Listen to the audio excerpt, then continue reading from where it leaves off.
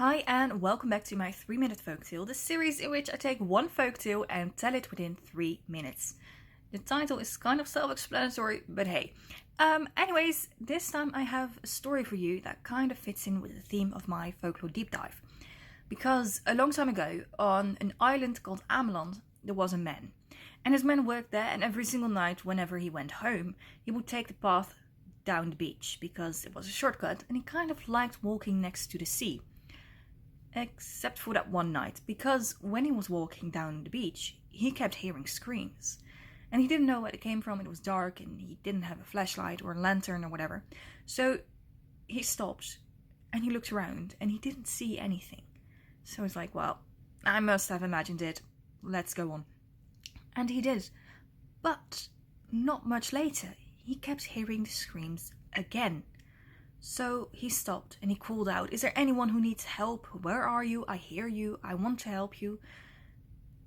And he kept hearing the screams.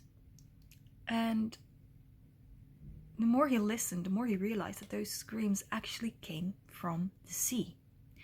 Well, he did know it was dangerous to go out on sea in the dark. He knew it was a risk, but he also didn't want us to leave that person who was possibly being injured or worse hanging, So he went down into the sea.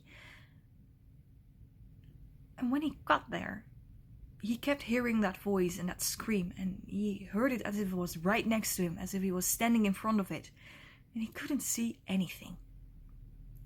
And then a large wave came, and he was swallowed whole within, and he was never seen again. Well, his father, he found out what happened. He found that his son had gone missing, and then this father remembered that a couple of years before that, there had been a girl, and that girl had been murdered within the sea. And now she sometimes still called out for help. And sadly, she would take the ones that helped her with her back to the sea.